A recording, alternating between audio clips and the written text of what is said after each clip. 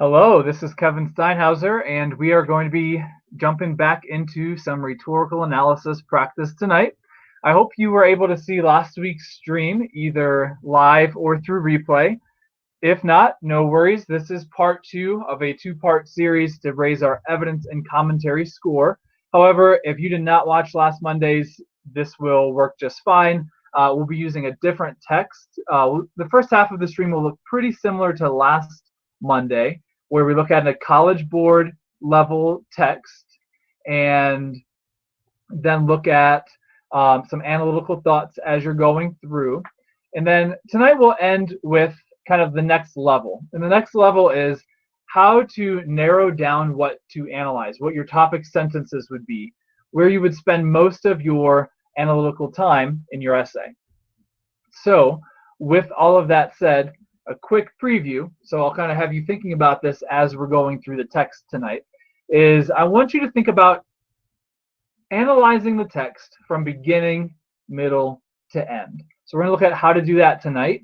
Again, I want to just do a couple quick housekeeping things. So we still do every Monday have AP language streams at this time, 7 o'clock Eastern. And there are plenty of replays posted throughout the year. What I want to make sure that you're able to look back on, because now we know this is just a rhetorical analysis essay. So go back and make sure you can look at those rhetorical analysis streams. The most important ones being this one, the one from last Monday, and then I would definitely make sure you can look at the effective body paragraph stream. We've posted how to write an effective introduction, and including in that is how to make sure you get the rhetorical analysis thesis point. I won't spend any time on that tonight, because tonight we're focusing on evidence and commentary, but make sure you get that thesis point. We posted how to write an effective conclusion, but the most important one, because the meat of your essay is how to write an effective rhetorical analysis body paragraph. All right, so make sure you can go back, check out those resources. Upcoming the next few Mondays, we'll still be really focusing in, narrowing in on rhetorical analysis. We'll talk about making sure you get that thesis point. We'll review that. We'll still be looking at evidence and commentary. And we will even have a slide or a stream, I should say, upcoming on how to get that sophistication point. So all I'll say about that tonight is check out that stream later. The sophistication point is going to be very difficult to get. So that's why I am focusing the last 2 weeks, last week and this week, on the most important thing to focus on right now. The thesis point should be pretty easy for you to get. The evidence and commentary are where you will get your score. So I hope you all know at this point how the rubric will look. It's the same as before the changes to the AP exam. The rubric has stayed the same. 1 point for thesis, 1 possible point for sophistication, 4 points for evidence and commentary. My thought is you need 3 points on evidence and commentary, 1 point for thesis. That will get you a 4 out of 6. I am very confident that if you get a 4 out of 6, you will get a qualifying score of a 3 or a 4. I'm not sure how it's going to shake out exactly. I think they're still figuring out how does this look with 1, 2, 3, 4, 5. So they have not announced anything. My hunch is this: shoot for that 3 in evidence and commentary, and you'll be fine. That's what we're going to focus on tonight. There's an ask a question button if you have a question. Last week, I really appreciated the engagement. We were here for a little bit more than the hour because so many people had so many good questions. So I'm going to jump into our slides, but I will be checking periodically so I can answer questions as they go. If you want me to slow down, if you want me to explain anything that I'm not explaining or explain it in a different way, just let me know. So your feedback will definitely dictate how my pacing, so how I do with like covering each component. Do I have to go a little slower? Do I go a little bit more thorough? You let me know what you need to know. I don't want anyone leaving this stream tonight with any questions about what we're doing here. So again, if you have a question on rhetorical analysis, this is a perfect time to ask. I have been an AP reader for, I forget if it's 5 or 6 years, but it's been a while. 3 of those years were rhetorical analysis. So I feel really confident and really grateful that I get to work with you on just, hey, what do I need to do to be successful here? All right, let's jump in. So quick overview. We will, especially for those who weren't here last Monday, we'll take a minute here to talk about the 2020 exam updates, making sure we're all on the same page before we go any further. We'll take like 3 minutes for a quick rhetorical analysis review. Same review as last week, just I know there's several new people in the stream tonight. And then the bulk of the time will be a live reading of a new, different than last week, AP College Board rhetorical analysis text. And then we'll talk about the highest level analysis possible. How can I really push my evidence commentary score to a 3 or a 4 on that 4 points of that rubric? And again, I will answer any questions that you have as we're going, so please do utilize that button if you have any questions. All right, so we're on the same page. The 2020 exam is just 1 week after it was originally scheduled, Wednesday, May 20th. It is 45 minutes. We talked about this a while last week. So it looks like it's going to be 45 minutes of writing time, and then you'll have a few minutes to upload your essay. So it is a little bit longer than we had originally planned, because we thought it would be 40 minutes per essay. That's how every other year has been. That's how it was going to be this year. But they're just being consistent. Every AP exam is 45 minutes. So we'll take that to our advantage. We'll make sure and this is what I want you to do. Spend the time up front, like we're doing tonight when we're reading through this. Read well, think well, then you just translate your thoughts into writing. So that's what we're going to be focusing in on again tonight. Again, we've done live streams in the past where how do I translate that into writing? Go check out those replays.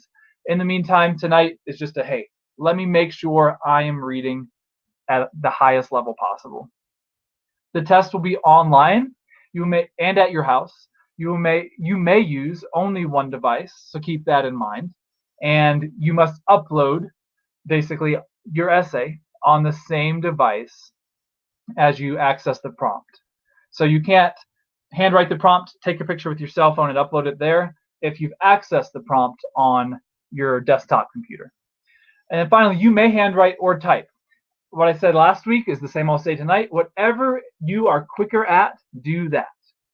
It's going to be weird for us as readers to norm that this year, because we have to keep in mind, like, some people are really fast typers, and that's certainly an advantage.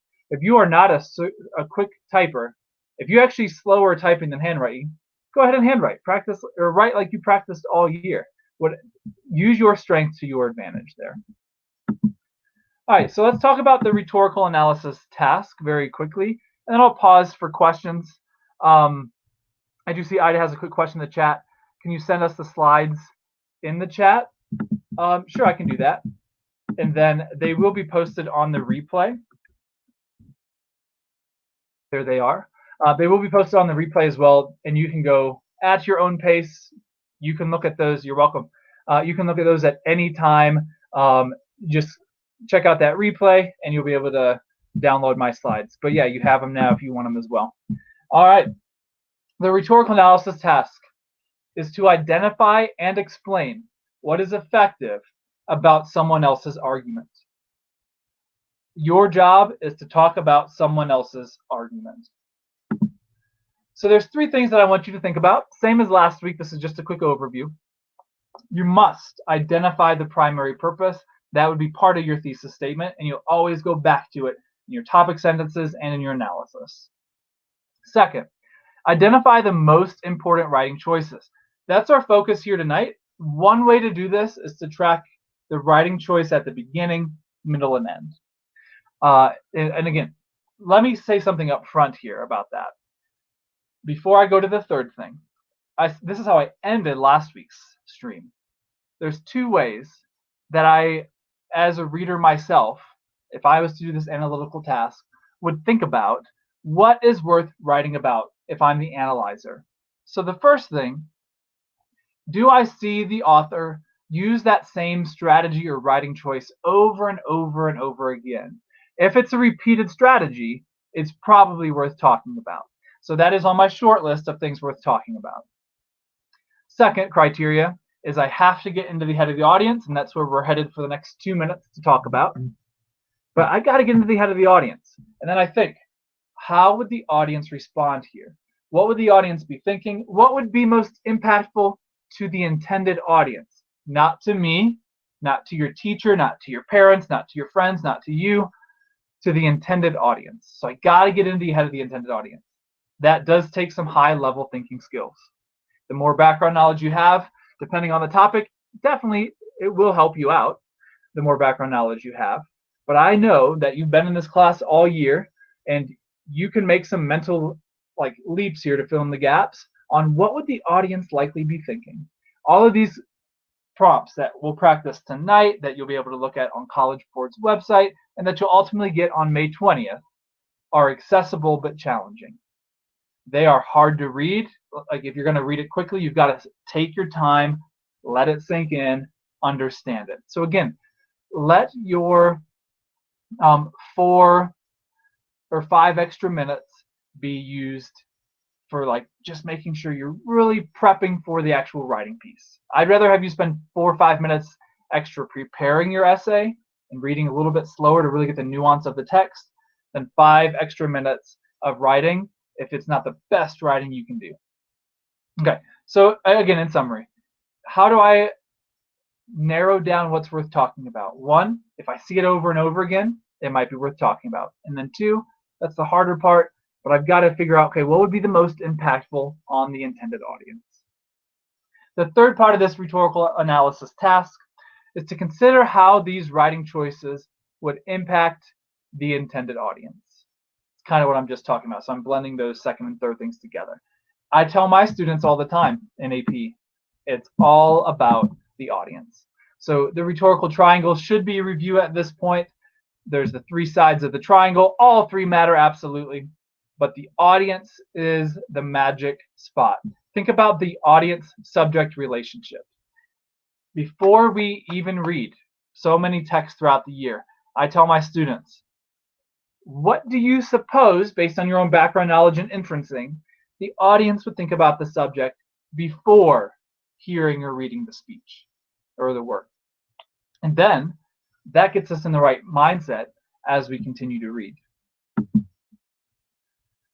So, one more thing. The author has to do the same thing. The author is assuming, before he or she speaks, some things about the audience. So, the author's only, I really simplified this here, trying to do 2 things, 1 or 2 things.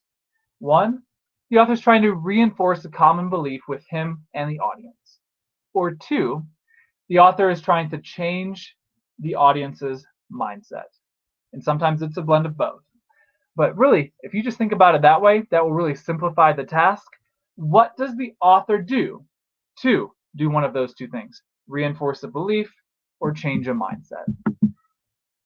I'm going to pause here for, I see a couple questions popping up. Again, I'm kind of glancing at the chat as we go, but make sure if I don't see your question in the chat that you post it and ask a question. So before we get into our reading today, let's just make sure we're on the same page. All right, first question says, you may have already answered this, but can you get a 5 without the sophistication points? Yes, you can. You can get a 1 thesis, 4 evidence and commentary, 0 sophistication. Oh, sorry, I guess I'm thinking of the rubric. In terms of 1, 2, 3, 4, or 5 on College Board, the annoying answer right now is I don't know how they're going to translate our 6-point rubric to our 5-point official score. So yes, I think I misunderstood your question. So you can certainly get a 140 or a 141, which would be a 6 on the rubric. A 6 would certainly translate to a 5. I don't know what a 140 would translate to, just because they have not told us, and I'm not sure, just because they haven't normed the scoring yet. They haven't seen everyone's scores. I'm not sure if they have it fully figured out yet. This is a great question, just logistically. Would we be allowed to print the text to annotate by hand? What a great question. That's a question that I personally am going to bring to College Board at our next teacher info session, because I have not heard the answer to that. But I would say that would be great. And my hunch would say yes. Now, what College Board is really considering, so I haven't heard an official answer, but that's a great question. What they are considering is, how can we be as fair as possible in these crazy times when some people are literally only able to access the prompt on a phone? That is true. Some people have a phone, a tablet, a desktop and a laptop and have the fastest internet speed around. How do we make that fair? How do we make this test as fair as possible? So one thing they might be considering is, hey, if some students don't have printers, would it put them at a disadvantage? So I'm going to ask that, and I will personally keep you posted on my next stream, which will be in a few weeks here. Thank you for that question. That's something that I have not seen an answer, and I haven't actually seen any teacher ask at this point. Not that other teachers haven't asked, I just haven't seen it. So we have another meeting scheduled with College Board that all teachers are invited to. I'll be checking that out. That's a great question.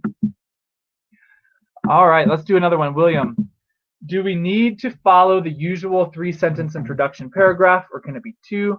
Also, can the body paragraph be 4 sentences? I'm going to say yes to everything, but I'm going to say that with caution. So let me put it this way, and let me actually zoom back in so you can see me better, because I'm going to be talking for a couple minutes. So there is absolutely no yes or no, like you must organize this way or you can't organize that way. Your thesis can technically be anywhere in the paper and you can still get the point. Some people this year, hopefully not you all, will get the thesis point accidentally. They will write a sentence in their conclusion that's pretty much a thesis. It wasn't supposed to be, but it will be. Like it serves as it. So they'll get the thesis point. I guess here's my point. There's no sentence limits for any paragraphs, but let me talk for a minute, and some of you have heard this before from me, on what I coach my students through. And again, they have flexibility. They don't have to listen to me as long as they're writing well. But this is the trend that I've seen after scoring rhetorical analysis for 3 years for College Board. This is my 9th year teaching AP language. So I've seen a lot of students writing. This is the trend that I've seen that's most successful. Take some time with the intro paragraph. Take 5, 6, 7 minutes at the most. Then it's going to be actually like 5, 6 sentences. Your thesis is the last sentence there. That is not the rule, but honestly, it is the expectation for most of the readers. If it's not there, they're going to say, uh-oh, but we will still look for it, and we're trying to give you all the points. So we're like, oh, that's pretty close in your conclusion. Thesis check.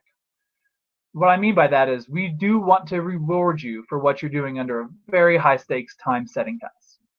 With that said, I would do more than 2 or 3 sentences in the introduction, just because the purpose of the introduction is to show that you understand the nuance of the text. You're building context around the work. I'll talk about that briefly as we're reading tonight, of what I would say in my introduction. Second, this is what I coach my students on, and with body paragraphs. Less is more. I would rather have you write 2 body paragraphs that are long, thorough, beautiful, and on the most important writing strategies than 4 body paragraphs that like skim the surface. So yeah, if at the same time, if you have 4 body paragraphs that are each 4 sentences and they're complex thought, they're thorough sentences, I'm not going to say it's impossible to get a perfect score. So like there's lots of paths here. It's not about us telling you have to organize this way. What we're really grading you on is what we're talking about tonight. How to think thoughtfully and then translate that into writing. So again, I've got to get into the audience's head. That's the most important part of this. Once you do that, your high-level thoughts, you translate into writing. A general rule is this. There's a tension between quality and quantity, right? The quality of thought versus the quantity of paper, the length of the paper. They're both important, but quality is certainly the most important. I have personally graded 4 or 5 page essays that earned a 1.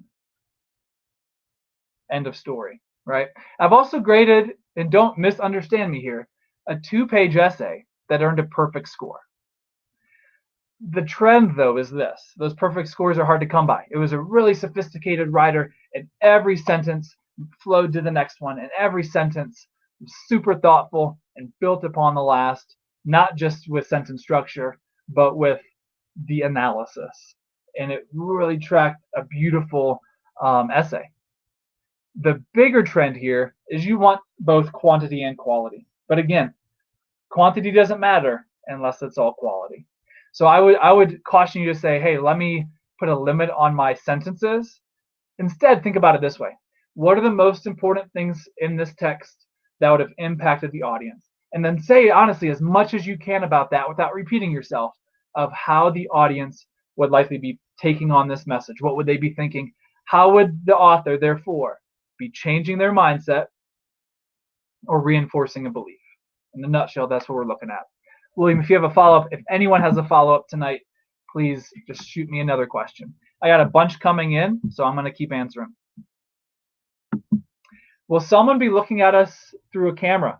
Great question. That's what colleges do. Here's what I will tell you. They haven't said that they will, but they haven't, as far as I know, said that it's completely off the table either. Here's a direct paraphrase from Trevor Packard, the guy in charge of this whole rollout. I was going to say direct quote, but I might be not perfectly saying this. He said, "We are taking cheating very seriously. In fact, for the first time this year, we will be giving a copy of your essay to your teacher. And your teacher's job will be to read through your essay and to flag it if it doesn't sound like you, if there's any caution of or any possibility of cheating." And he said, and we're doing a lot of, he made this really vague statement. We're doing a lot of other things. And we're not going to announce what all of those other things are because that's part of the security year. We don't want you to know all the things that we're doing. So just to let you know, that's a direct paraphrase, if you will, from Trevor Packard. I will say this. By the way, Perla, I did not know Trevor Packard's Twitter was suspended, so I can't speak on that. But I will tell you that was in a all-teacher meeting that we had, that all teachers were invited to go listen to him and ask questions.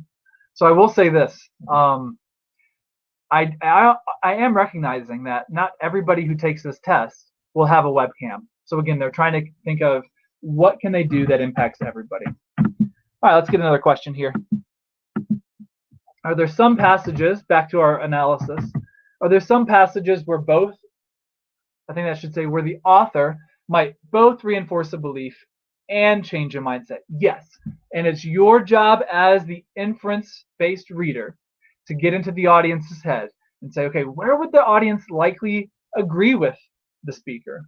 Where would the audience likely disagree? So if you were with me last Monday, or if you want to go check out that replay, you can actually see a perfect example of this. In the first half of Ronald Reagan's address to the nation after the Challenger shuttle exploded, he reinforces the belief. The belief is that was a tragedy and we are mourning together. Those astronauts were American heroes. That was reinforcing a belief. Now, he ends his speech by pushing Americans to say, hey, let's not back down from space exploration. In fact, let's double down on the need here. So he starts reinforcing belief. He shifts to changing a mindset. Not a lot of Americans might have been walking into that address thinking, let's go back to space as soon as we can. He said, no, let's absolutely keep fighting for this space exploration. Let's not let this tragedy get in our way.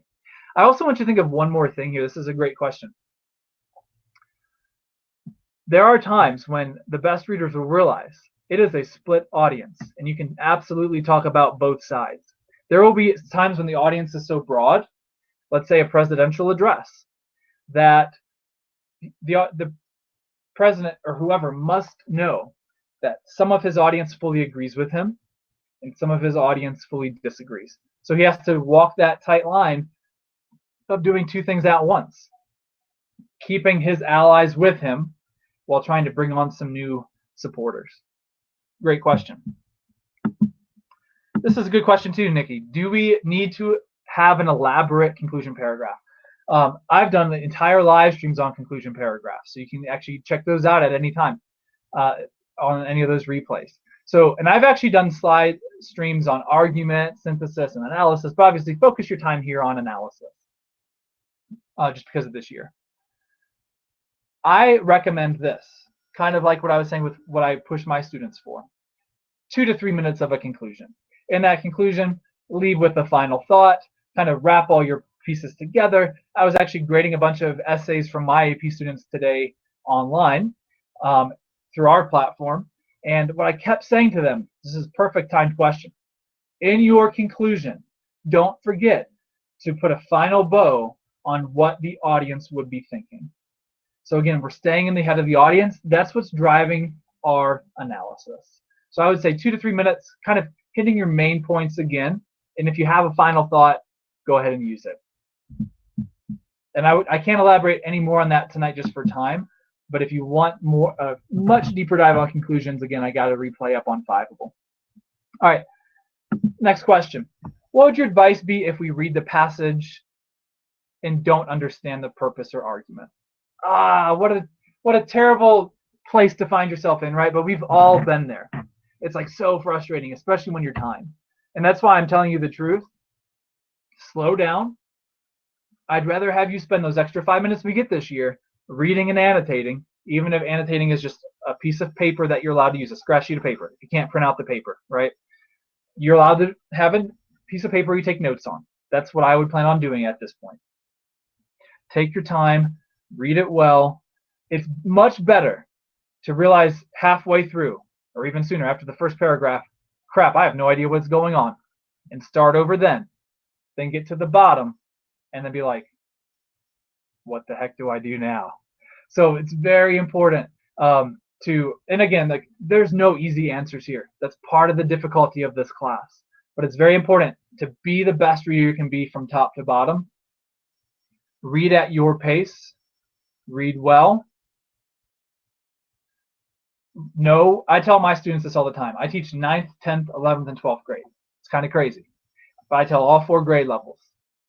The best readers know when they need to reread. It happens to me all the time. I was literally reading a book this afternoon, and I started to get distracted mentally. I was like thinking about our stream tonight. For example, I was thinking about my 2 kids who were taking a nap, and I'm like, what am I going to do with them while I'm streaming? They're going to be loud. Those are the thoughts. I'm like, oh crap, I don't know what I just read. I paused, I reread. So the best readers know when they need to reread. Catch yourself early, that's all I can say. There will be times when you might read it 4 times and still not have it. But the reality is that's not going to happen, or that's very unlikely to happen. The rhetorical analysis passages are generally not as tough as the multiple choice passages. So we dodged a bullet with that one this year. Read well. Again, if there's a paragraph you don't get and you read it 4 times, you'll have to move on and do the best you can with what you have left. But I'd be surprised if every single one of you, if you're reading at your best, don't understand at least some part or some nuance in that passage. You might not have perfected all of the nuance, but let me know. Sorry, I saw Crystal's thing. If you can't hear me, please let me know and I can see if there's anything on my end. What I was saying was take your time, make sure you're reading well. That is what this is all about. So there's no magic answer. I wish there was. All right. Yeah, this is kind of a good follow-up. Advice on speed. Yeah, we've got 45 minutes this year. Thanks for helping out Crystal in the chat, guys. I will let you all help her. Crystal, keep us posted.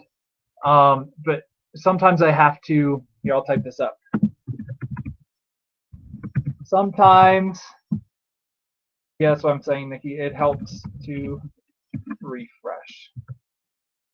Okay. So, sorry. We have 5 extra minutes this year. I would take 10 to 15 minutes on the reading. If you need to take an extra 5 minutes, do it. That is time well spent. Once you do that, collect your thoughts. Take a deep breath. Plan out your essay.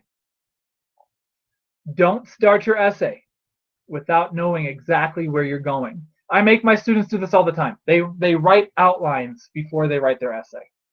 Now, personalize it. It doesn't have to look the same for every one of us, but know what quotes you're going to use. Know in your head what you're going to say about the quotes, and obviously know your topic sentences. Your topic sentences are the most important things that are worth writing about. So that means 2 or 3 body paragraphs is probably all you're going to do. Most of my students this year, in a month, are going to still write 2 body paragraphs. And that's because I tell them all the time, less is more. Give me 2 great body paragraphs. Don't give me like 3 that skim the surface. So let's back up. 15 minutes or so to read and plan. It's okay if that extends to 20. 5-6 minutes on the intro. Let's say a couple minutes on the conclusion, a couple minutes to proofread. And I do want you to proofread when you're done. Look at it, not to say, man, I'm awesome. You can do that after you submit it. What I want you to do in the last 2 minutes is look so critically at your paper. Look for mistakes. Every time you find a mistake, you're like, yeah, I'm awesome. I found that mistake. That's what I want your headspace to be doing the last 2 minutes. That leaves you with a good 25 or so minutes to write body paragraphs. That's why, honestly, most of us will write 2. That's 12, 13 minutes per body paragraph.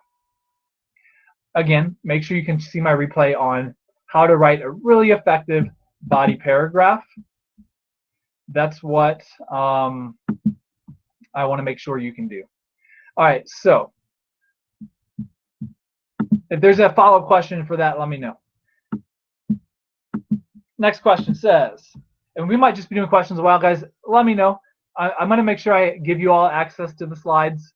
I want to make sure that we do what we need to do here tonight. So I will not get through all of my slides, but that's okay. It's an extra resource. I will make sure I get through some of the most important things. But the most important thing, in my opinion, is to answer your questions here tonight. All right. So I see someone in the chat. We are scheduled to go until an hour, 8. I will stay on until all the questions are answered, however.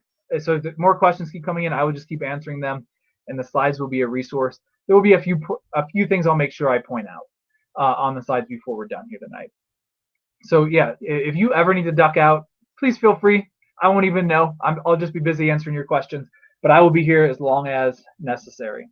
All right, all of that to say, let's go to the next question. Since there is no conclusion paragraph point, could we still get a 5, like the perfect score, on our AP test if we fill out all the requirements, including sophistication? I think what you're asking is, can you get a perfect score without a conclusion? Yep, you can. In a nutshell, yes. I think generally, if you write an effective conclusion, if you go back and see,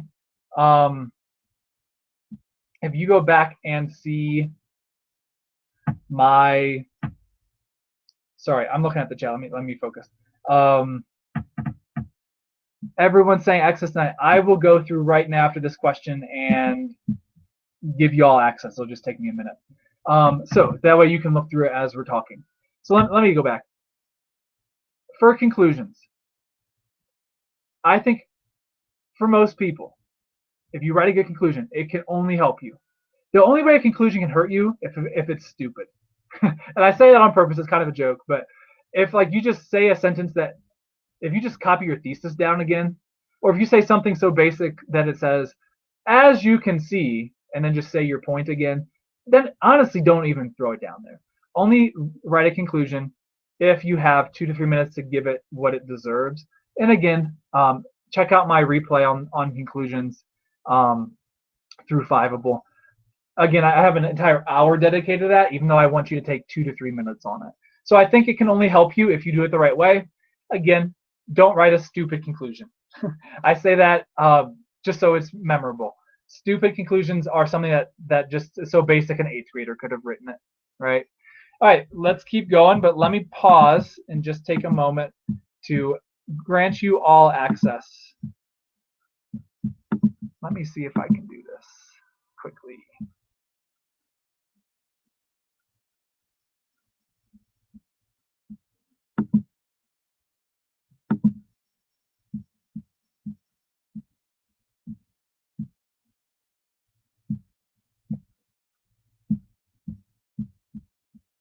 At this time, guys, as I'm pulling this up, let me know. This is a good time to just say, hey, any questions? Okay, it is going to take me a couple minutes because I couldn't do it the old-fashioned way, the easy way. So if there's any more questions, please let me know. But bear with me. I want to get these open for you since you've asked for them.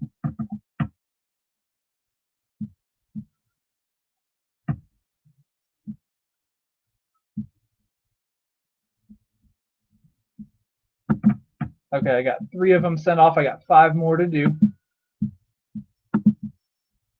If I somehow miss you, just let me know, and I'll take another break to do this. That way, if it's helpful that you can see my slides as we're talking through it, great. If not, you can look at them after or any other time.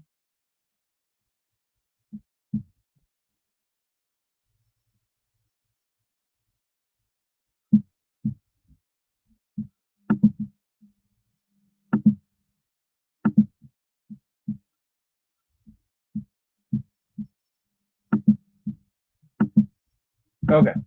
I've got a few more to do, but let me try to multitask.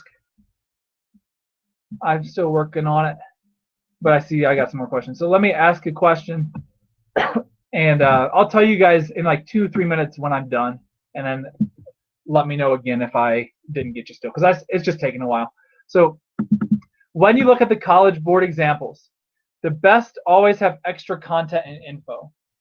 If we don't have outside knowledge on the subject, will our essay score likely suffer? Yeah, if I'm being honest, that's part of the context. Evidence and commentary. You have to be able to contextualize the work. You have to show the nuance of the work. I know that that's kind of annoying because, hey, it would just be great, right? If it was a perfectly even playing field. But the honest reality is the more you know about the world and the more you know about different topics, the better you will likely do in this class and on this exam. So that's just what it is. Yes, so in a nutshell, that's just what it is. It's going to be hard to get a perfect score, for example, or even a 4 in the evidence commentary if you don't have any background knowledge on the topic. With that said, I am a firm believer that you can get a passable score, qualifying score, if you have zero background knowledge. As long as you're a thoughtful reader and can do some inferencing on the audience's part, then I think it's still possible. So yeah, the more that you know, the better it's going to go. I'm still working on adding access, but I wanted to try to multitask. So if I kind of fumble over my words, it's because I'm trying to do two things at once here. Next question. Would we be allowed to use free grammar checkers like Grammarly? I don't think so. I actually don't have an official answer for you, but I would be shocked if they allow that. I'm not sure how like the systems are working. I think that you'll have to use a lockdown browser, so you can't go on other websites on the same device you're accessing. Again, College Board's well aware that you might be able to hold on. Okay, that you might be able to like have a cell phone and looking up stuff, or have a laptop. So basically have two devices. At the same time, I don't know their plans for basically checking that, but I would be very surprised if they don't have a plan come May. So I don't know if we'll find out more about that this week, but hopefully soon we'll have an official answer, like what the criteria is there. Pearlie said, if we have a lockdown browser, then how will we transfer images to another device? Good question. They said they'll come out with more details with that, but they haven't yet. I think they're still figuring it out before they release it to us. They're trying to like test it, make sure it works. I don't know the answer to that yet. All right. Next question's from Nikki. What does College Board mean by open book, open notes? Yeah, good question. So, for example, and they say that for every single AP exam, right? So for AP language, if I'm you, I would write down like, here's the 5 things to remember, and just have it out in front of you. So what I do for my students is I have them like write, hey, these are the 5 criteria of a rhetorical analysis body paragraph. Give me that solid topic sentence. Give me a quote that shows it. Give me some thorough analysis. Give me another quote.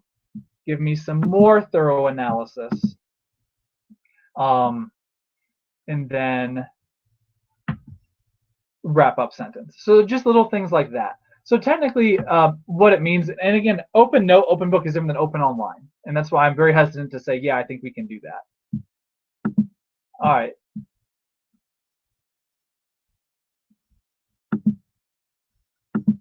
So this is a very slow process to be giving you all the slides. It's just taken a while to load all of these.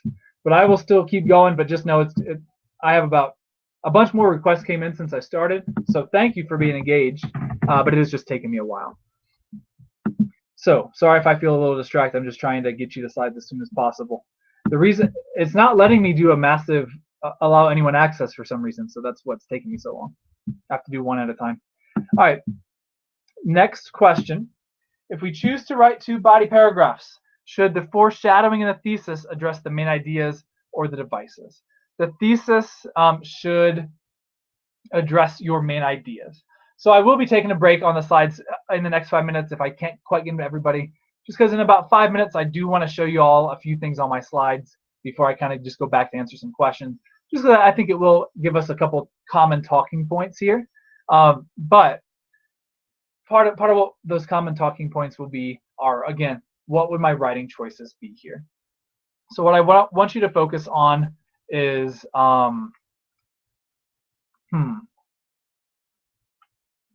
focus on writing choices. That's what I want the thesis to be about. Don't worry about naming devices at all. Now, if you do name devices, they can be, you can name fancy terms, but they can't be the point of this task. The point is, again, how is the audience getting impacted here? How are they changing their minds? All right. Next question's from Tiffany. Would it be helpful to have a list of rhetorical strategies handy? It doesn't hurt as long as you're not abusing the list. When I say abusing the list, I mean, don't misunderstand the topic or the task. Let me go back to a slide just to make a point.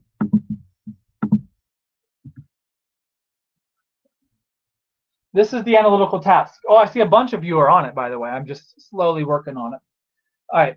Identify and explain what is effective about someone else's argument. And then look at my next slide. In order to do this, you must do these 3 things. Identify the most important writing choices. Remember, it doesn't have to be, in fact, it's often better if it's not a fancy literary term. I tell my students all the time, if you would never see this, if you would never use a word in your normal lives, then don't feel like you need to do it to impress me here. Don't use some fancy rhetorical device. That's actually not the point here. It used to be a lot more emphasis in our class. So a lot of teachers who've been teaching this class for a while still focus on rhetorical devices, like a lot. What I want you to know is that College Board the last couple of years has changed the wording of their exam to say writing choices, not rhetorical strategies or rhetorical devices, because they want you to get away from that mindset. So you can have it if it's a nice, helpful thing, but don't spend a lot of time looking at it during the test, because that's not time well spent. And don't think that the point of this is to go and find those devices in the test. All right, let's keep answering some questions. Let's do 2 more, and then I'm going to go back to my slides. So I'm going to get a couple more of you invited individually. Let me read your comments here. I believe that you can click the share button on the slides and select get shareable link. Okay, let me try that. Thank you for helping me, y'all. Okay, let's try this. It says only accessible by collaborators, which is why I didn't do it the first time. But hey, it's worth a shot, right? Try that one, guys, as I answer this question. Let me know if you haven't got it yet, if that works. All right. Should we make the topic sentences and body paragraphs about the rhetorical strategies, or should we divide the paragraphs chronologically? Oh, perfect. Both. Oh, some of you said it worked. Some of you said still denied. Okay, I'll still work on it. I think it's because I used this. I did this slide through my school's Google Suite, and I have to individually request access before I publish it to the web, and I haven't done that yet. Let me actually try that real quick. But let me answer this question first. So sorry, this is quite the process tonight, but let's make sure we're getting this. This is a great question, and this is actually going to lead me into my last couple slides that I wanted to cover tonight. The slides that I will give you all access to have a lot more slides. I'm going to jump down to this question because this is what I wanted to make sure we covered tonight. Should we make the topic sentences and body paragraphs about the rhetorical strategies, or should we divide the paragraphs chronologically the way information is put in the original text? And I said both. So let's talk about that. What I want you to do, you might have 2 or 3 body paragraphs. So think about it this way. What's the most important writing choice the author did at the beginning? What's the most important choice the writer did in the middle? And what's the most impactful, important writing choice the author did at the end? I think that's the sweet spot. It's combining your question. It's kind of, yes, both. The students who do this successfully often have the best scores possible. So that's what I wanted to cover tonight. Let me jump down. And if you have not accessed the slides yet, follow along on Fiveable like always. And you'll be able to see my slide as I'm talking. I don't want to waste time because it was taking so long. I can't get everyone there just because I got 21 more requests coming in. So again, I do appreciate your engagement in wanting these. I will make sure y'all get them, but let's make sure, meet me on this slide in one way or another. I'm jumping down. So let's pretend we just read the text. I'm on slide 16.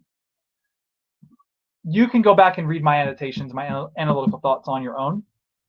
But for our purposes, whole group tonight, let's take 5 minutes to do this, and then I'll just end answering any more questions. As soon as I close off on the stream, I will make sure you all have access. But now, if you're with me, it's what I was planning on going over. Lippmann sets out to convince his audience to actually value and seek out opposing viewpoints rather than merely tolerating them. So this speech is saying, hey, most people say that they want to hear the opposition, but they really don't want to hear the opposition. They just like tolerate that other people don't agree with them. So this is our primary purpose. Now, I'm doing the hard work for us here as a model. Let's pretend I'm having 3 body paragraphs. I have beginning, middle, and end. If I was to have 2 body paragraphs, I would just split it in half.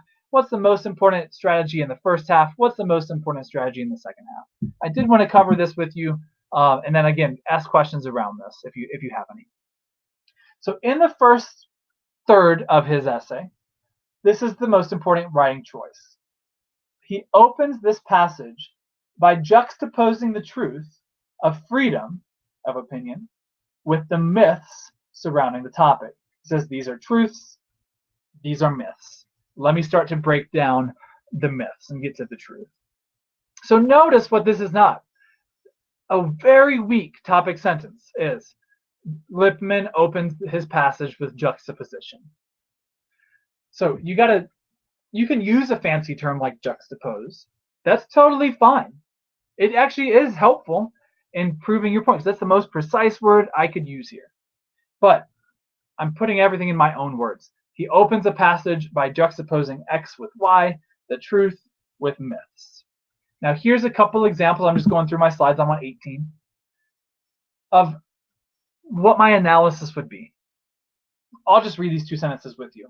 So that would be my topic sentence on slide 17 here. Lippmann opens this passage by juxtaposing the truth of freedom of opinion with the myths surrounding the topic. Now, writing choice 1, what we just talked about, high-level analysis. So one thing I would say is by calling out society's hypocrisy, Lippmann encourages his audience to self-identify what they truly believe about freedom of opinion. By opening up his passage by addressing the myths of freedom of opinion, Lippmann forces his audience to think about the topic honestly before moving to his central claim. So 2 things that make that, let's just focus on that second one, that make that really great. One is this. I'm focusing in on his audience. It's what he wants his audience doing. He's forcing them to think about the topic honestly. And then the second thing that makes that great is I put it in context of his greater work. I know the nuance of his text. I understand how his argument evolves and shifts. In other words, here's the fancy AP buzzword.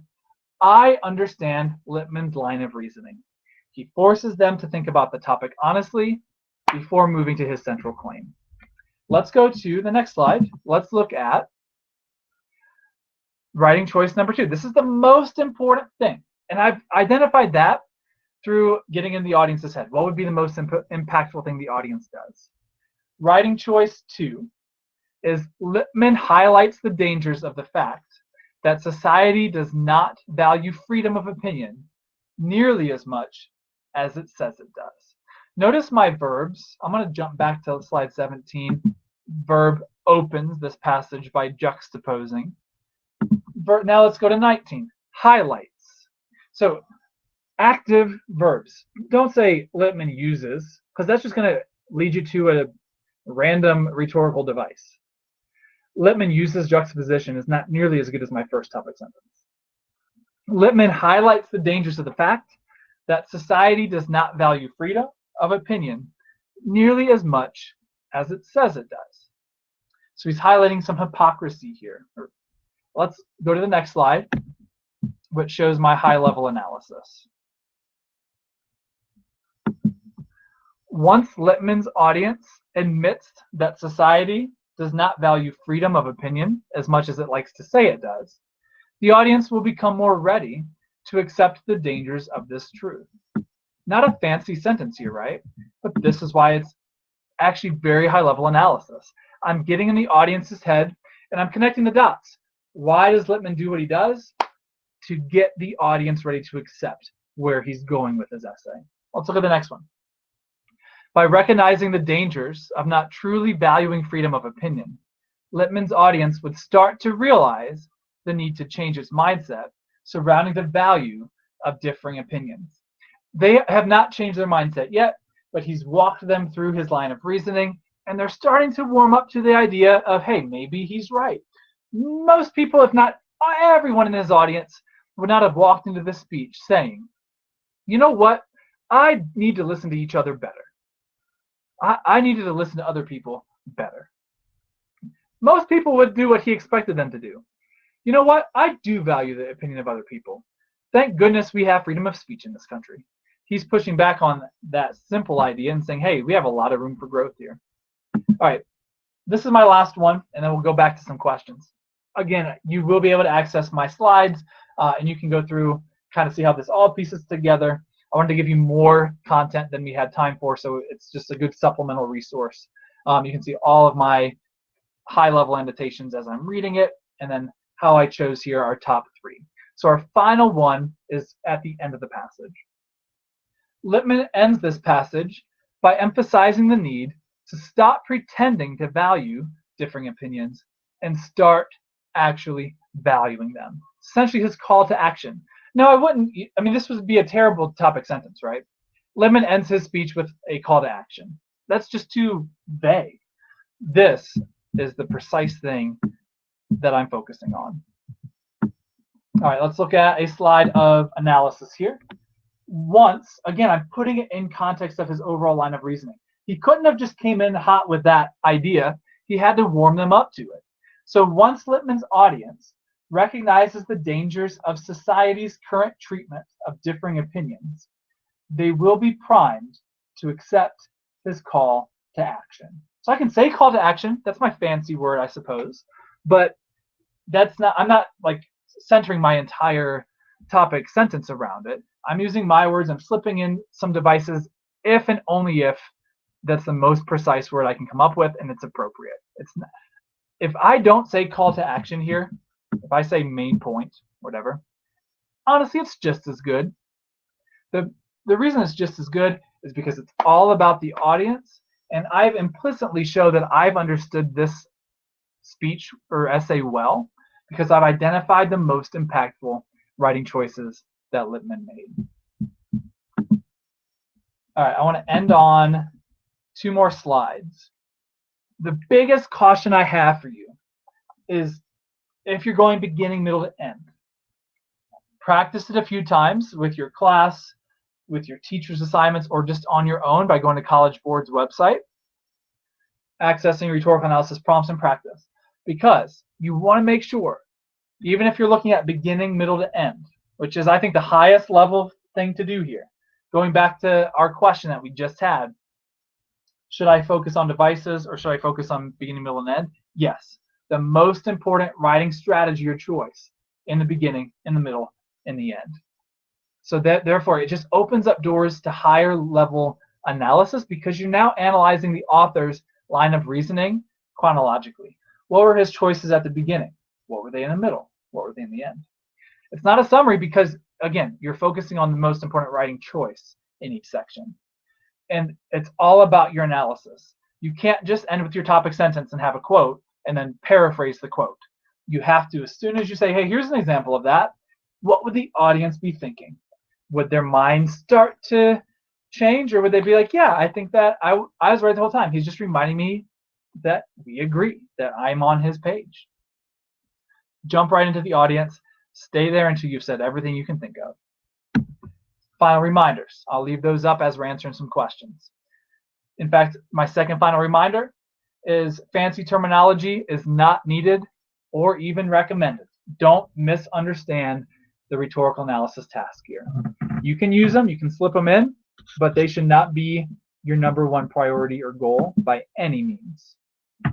Okay, I see a quick, I see two things in the chat. I'll answer briefly, and then I'll go to our Ask a Question. It's getting close to an hour already. You guys just were so engaged and had such great questions. Again, I will be done working tonight when I have given you all access to the link. Sorry that there were a few hiccups that I couldn't do it massively. I saw some of your feedback in the chat. I've tried a couple more things as I was talking.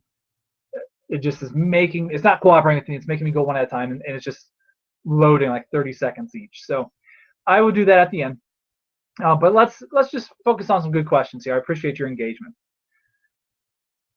I see in the chat, if the author uses anaphora in the beginning and the end, but not in the middle, where should we talk about it in our essay? Great question. Oh, I actually love what you asked here.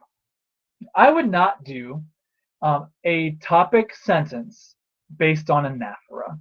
I would look at what is the anaphora working in tandem with to do. So maybe your topic sentence would be, let's just make something up real quick, guys. The anaphora, let's say it's emphasizing the audience's hypocrisy, because that kind of goes with ours. I would say in my topic sentence, at the beginning of his speech, Lippmann points out or emphasizes the hypocrisy in his American audience. And then in my analysis, just like I with call to action, it was not my topic sentence, but it was part of my analysis. I could mention the anaphora. And so he says, you all. This anaphora helps to show that this is a common widespread problem among his audience. Hopefully that makes sense. I think it's a really good question and the best way to think about it. You can slip in your devices, but look for the overarching trend. I'm not sure how to pronounce your name. Is it Fady? But what was the thesis for this prompt? Okay, I did not write a thesis, but you see my 3 topic sentences. You see my primary purpose. You just have to piece them together, and you can get what my thesis would be. I didn't actually like type out a thesis, but I put all the components in there. Perla, anaphora is repetition at the beginning of each of multiple sentences or clauses. So like I said, you all say blank, you all say blank, you all think blank. That's anaphora. It's just a certain type of structural repetition. All right, I got some questions here, and let's keep on rolling. I appreciate the engagement. Perla, it's a specific type of parallel structure. So it's just a more specific term. It's only when it's at the beginning of the sentence, and it's the same word or phrase repeated. All right, next question. Do you think that spelling will count? Yes, but don't stress about it. Like, do proofread, like I said. Take your 2 minutes, proofread well, look critically at yourself. At the same time, we're not going to like kill you on, spelling mistakes, but you won't get a perfect score if you have a bunch of them. So like they do count. They're not the most important thing. The most important thing is what we talked about tonight with tracking high-level thoughts.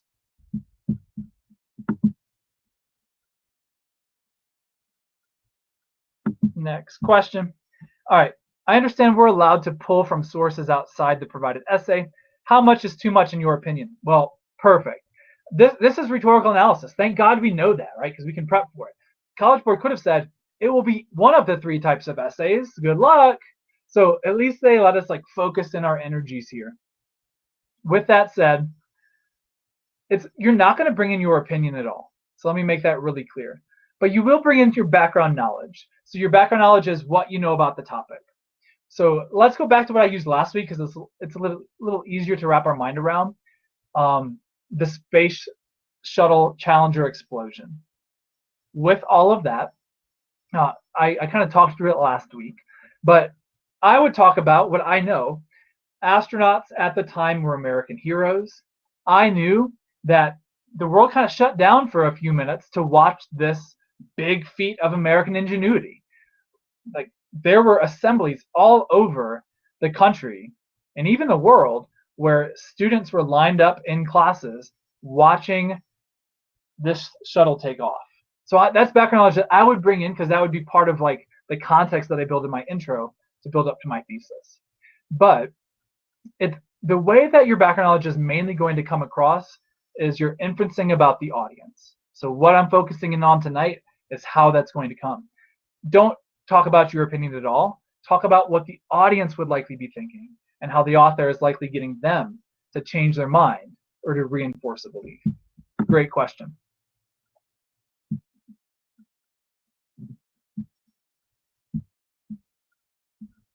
Okay, let's see. Do you have examples of good rhetorical analysis essays you've read that we can see? Yeah, if you go to college, this is just the best thing to do. Go to College Board's website. Go to AP Language. Go to previous exams. I'm sure most of you have seen that already. It's very, very easy to find. And you'll see every past, for more than a decade now, I think more than 20 years now, every past AP Language essay question, associated with almost all of them, are 3 student essays. They will always have a top score, a middle score, and a bottom score. Think about just looking back through those, read those top essay scores. Great question. All right. Is it better to paraphrase or directly quote? If we are directly quoting, is it better to use short or long ones? Thank you for asking that question. If you go back and watch my replay on body paragraphs specifically, I really emphasize this. So in short, the more paraphrase, the better. I still embed some quotes. So the shorter the quote, the better, but you replace like the rest of Reagan's thoughts or Lippmann's thoughts with your own paraphrase, because it shows me, your reader, or whoever your reader is, that you are in control of the writing. You are in control of the ideas. You fully understand them. It's just better to take advantage of the space that you are using to write. You be the writer. Don't just be like, pause, let me show you what Lippmann said. Hint. We already know what Lippmann said. We just read his essay 1,000 times before we read yours. We basically have it memorized as your readers. So shorter quotes are better. Supplement those ideas with paraphrase. So I think a blend of direct quoting and paraphrasing is ideal. All right, good question here. This is my last question that I see, but I'll hang out for just a minute to make sure if anyone has a question. Go ahead and throw it back in. How many sentences should the analysis be? I would say 2 to 4 for each quote. I recommend 2 quotes per body paragraph. So that's 4 to 8 sentences of analysis per body paragraph. Again, it's quality before quantity. Let me say that very clearly. But make sure it's thorough, it's audience focused. So my quick examples of high level analysis tonight, that wouldn't be all that I put in there, but those are some good thoughts to get us going here. Again, I keep pointing back to it because I do think it's such a good resource. I have a replay on a body paragraph for rhetorical analysis. You'll see kind of the flow of, again, I put that together after recognizing student writing trends. I've graded thousands of essays. Here was the most common path to success. Topic sentence, quote paraphrase,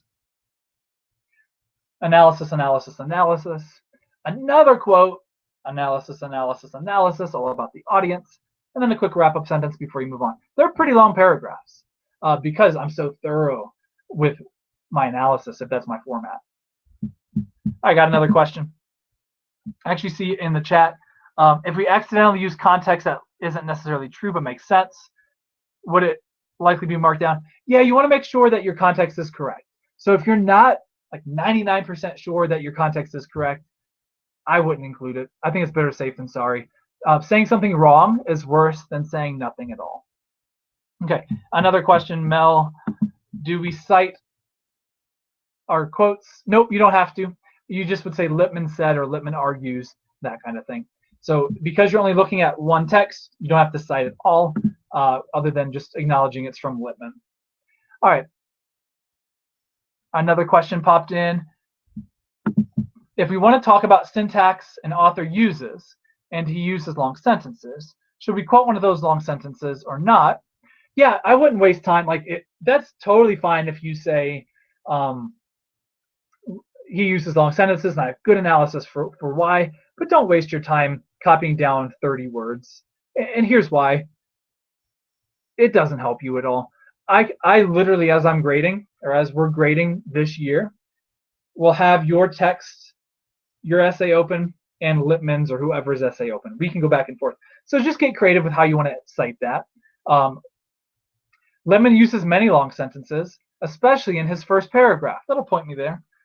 Especially with the sentence that starts with, he said blank, right? Especially in lines 11 to 15. You can do any of those. We don't care.